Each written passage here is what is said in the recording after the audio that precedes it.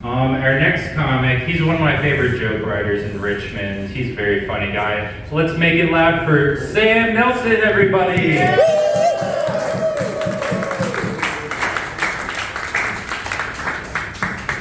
Oh wow, this is interesting, you know.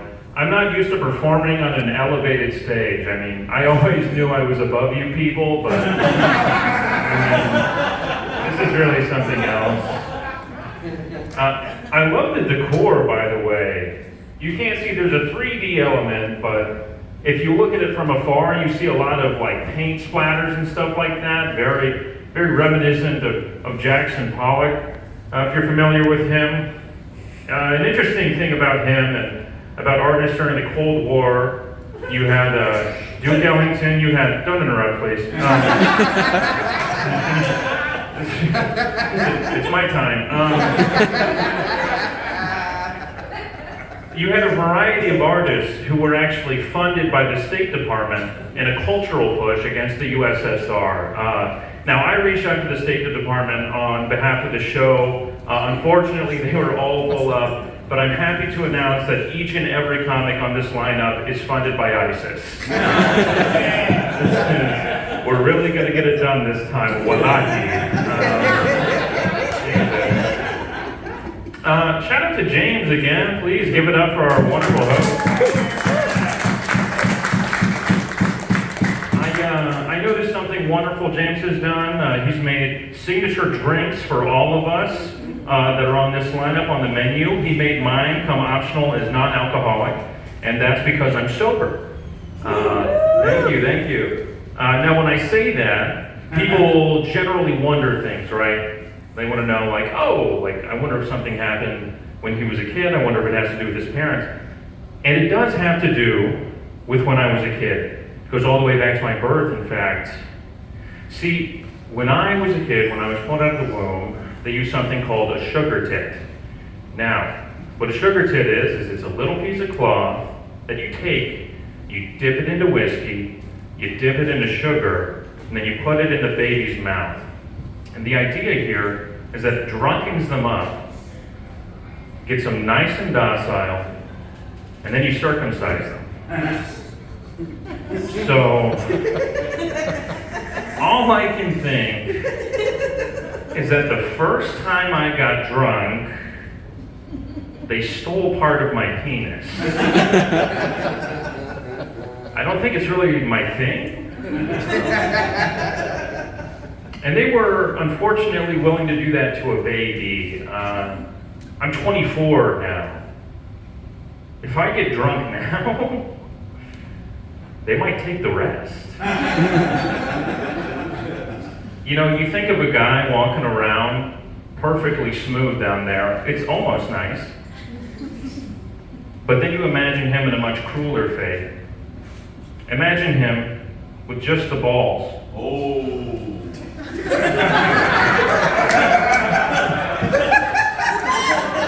Oh, indeed. Now, I've been practicing crowd work.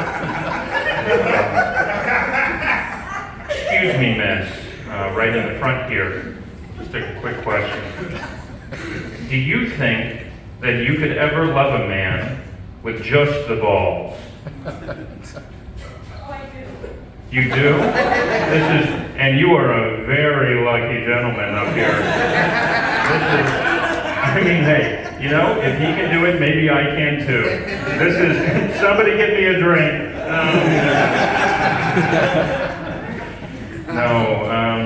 It's Pride Month now. How excited are we for that? How fantastic is that? I love learning things about the gay community. I learned them from my gay friends.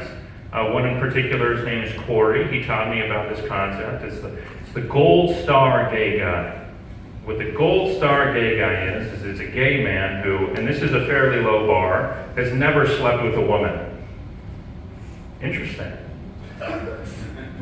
But I learned that this is not actually the pinnacle. No. The pinnacle is what they call a platinum star gay guy. And this is a gay guy who, in addition to not having slept with a woman, was birthed via C-section. Oh.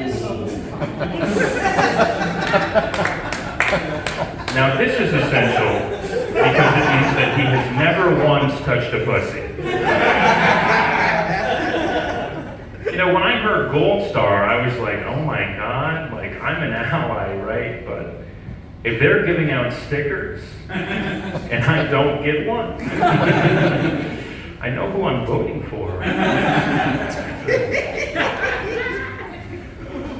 The Platinum Star thing, it's interesting, but it's not nearly as practical, because I heard platinum, and all I could think was like, wow, they give you airline miles for doing that stuff.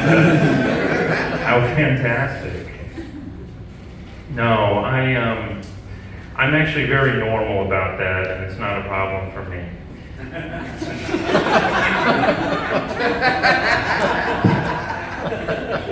Not funny. What I don't understand is something, and maybe you guys have seen this, maybe you've heard of it, they're calling it pornography. Now, it's one genre in particular that really disturbs me. They're calling it stuck porn. Now, what stuck porn is, and I'll have to move this. Now, what stuck porn is it's generally a woman who's going around bettering her home. How fantastic.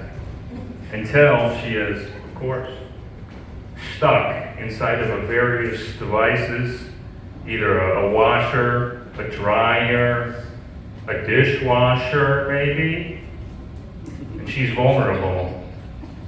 And what happens is a man comes and takes advantage of her. Boo!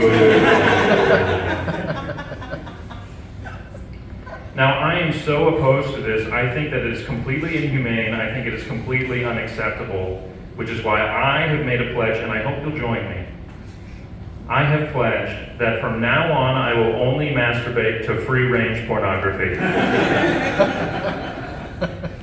They're in a nice open field. They get plenty of sunlight, and the eggs just taste better. Now, it is weird how much I think the government cares about pornography. You'll find a bunch of different websites are now blocked. It's really, frankly, I'm an anxious person. It's a problem for me.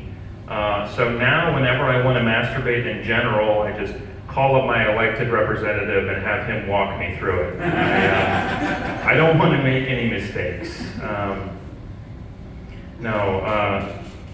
How about algorithms? Is that topical? Awesome, he's clapping. He loves algorithms, dude. We got a big algorithm head up here, everybody. My algorithm is really weird. Now, they said that they're getting better and better every year, and there's actually a phenomenon where algorithms have been able to determine that a woman is pregnant before she knows she's pregnant and recommended her maternity products, just based on her searches and internet activity. And that's incredible. You know, it really shows anything is possible with this technology. And then there's what I get recommended. Recently I got recommended a Swarovski crystal minion. So they have a crack team just being like, she's pregnant, she's pregnant, she's pregnant. And then they get to me and they're like, oh fuck, child millionaire? I don't know. What do you think he does?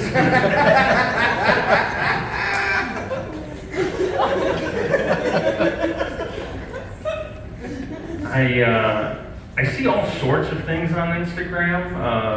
My favorite goes a little something like this. There will be a loving and kind animal befriending another. What an unexpected pair. Be cherished. An orangutan accepts a tiger cub into its loving arms. How fantastic is that? And you see these kinds of videos and they all have the same music and they're all really wonderful, right? So I go into the comments because I'm like, who else is communing with this beautiful moment? And you look and there will be a few, but then there will be something pinned at the very top and it's always something like, demon emoji, eyes emoji, we only post the most brutal cartel shootings.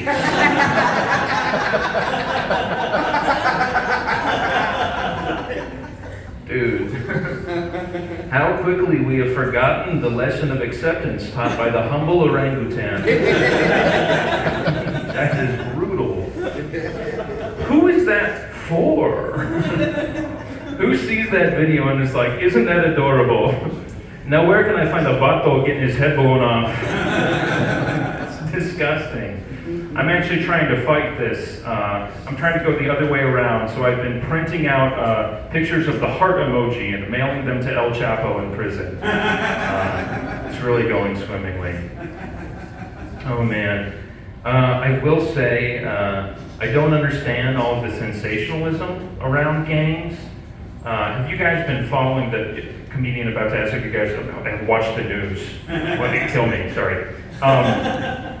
So if you guys aren't familiar with MS-13, are there any MS-13 heads in here? Any big fans? No? Okay.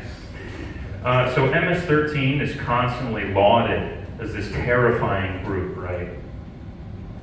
These criminal thugs coming across our border to harm us, MS-13. These tattooed militants coming into your home, MS-13. Folks, I have to wonder, when did we as Americans become so scared of a bunch of 7th graders? Especially ones with MS. I told my aunt that joke. No notes. Nothing really to add.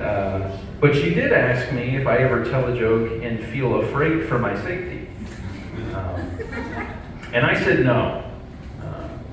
So if you guys ever find me slung over a bridge with my throat slashed, egg on my face. Thank you guys so much. I've been Sam Nelson. Get your wonderful host.